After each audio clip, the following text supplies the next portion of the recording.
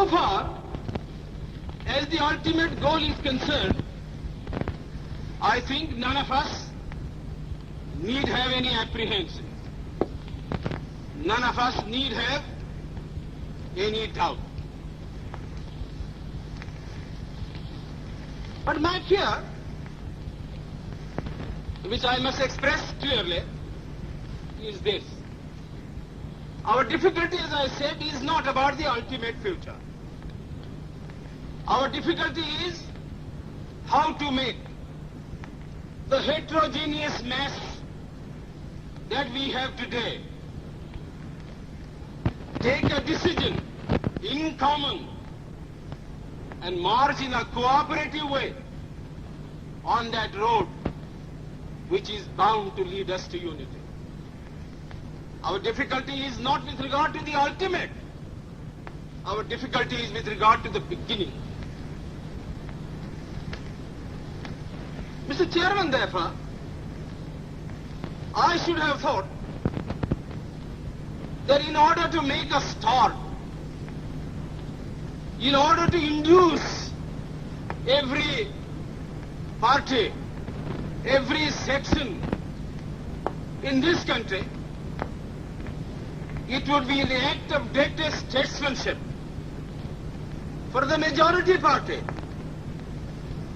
even to make a concession to the prejudices of people who are not prepared to march together. And it is for that I propose to make this appeal.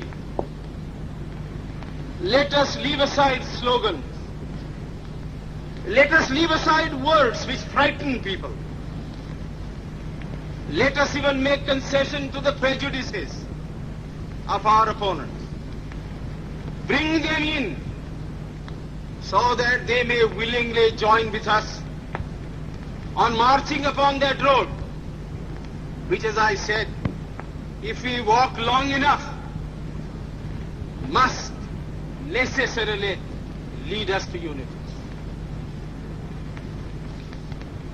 And if I, therefore, from this place, support Dr. Jaikar's amendment, it is because I want all of us to realize that whether we are right or wrong, whether the position that we take is consonance with our legal rights, whether that accords with the statement of May 16th or December 16th, leave all that aside. This is too big a question to be reduced to the position of mere legality. It is not a legal question. I say leave aside all these considerations and make some attempt whereby those who are not prepared to come will come. Let us make it possible for them to come. That is my appeal. In the course of the debate that took place, there were two questions which were raised, and which struck me so well that I took the trouble of taking them down on a note paper. The one question was, it was asked, I think, by my friend, the Prime Minister of Bihar, who spoke yesterday in this assembly. He said, how can this resolution prevent the League from coming into the Constituent Assembly?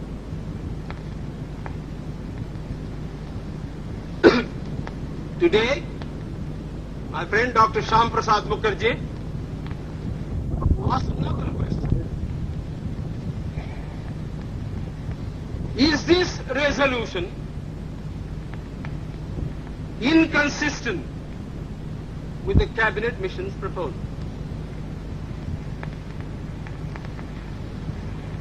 Now, sir, I think they were very important questions. And they I think, ought to be answered. And answered categorically. I do maintain that this resolution, whether it is intended to bring about the result or not, whether it is the result of cold calculation or whether it is a mere matter of accident, is bound to have the result of keeping the Muslim League out. And I'll substantiate what I said. Sir, I invite your attention to paragraph 3 in the resolution, which I think is very significant and very important. Paragraph 3 envisages the future constitution of India.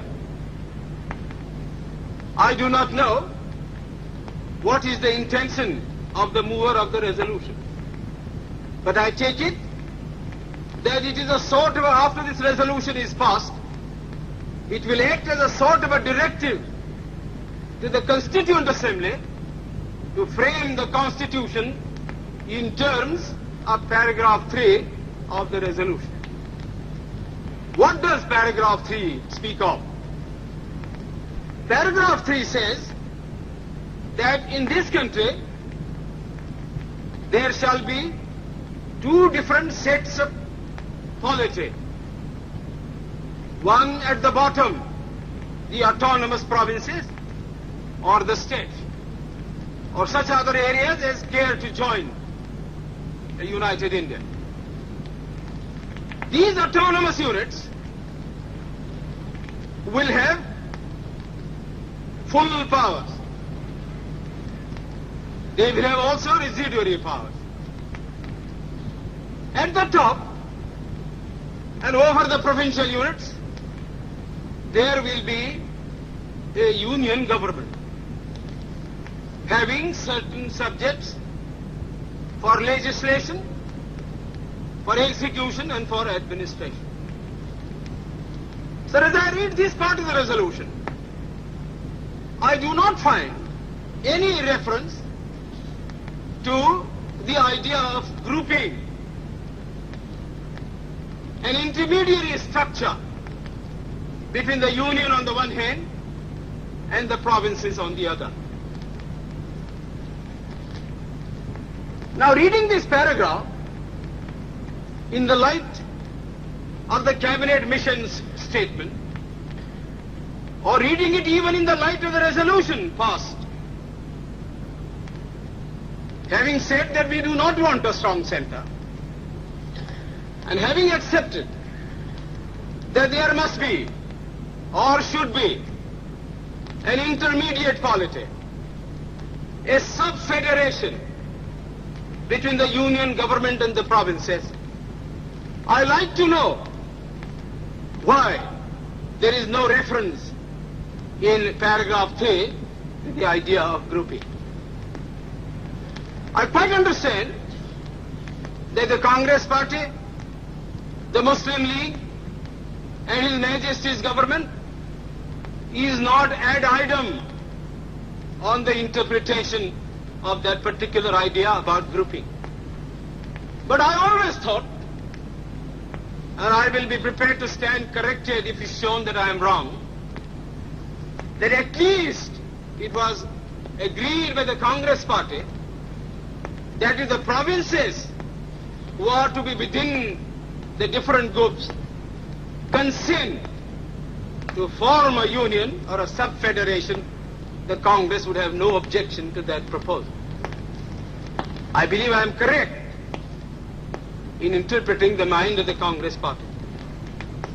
So the question that I ask is this: why did not the mover of this resolution make reference to the idea of having a union of the provinces or a group of provinces on the terms on which he and his party was prepared to accept?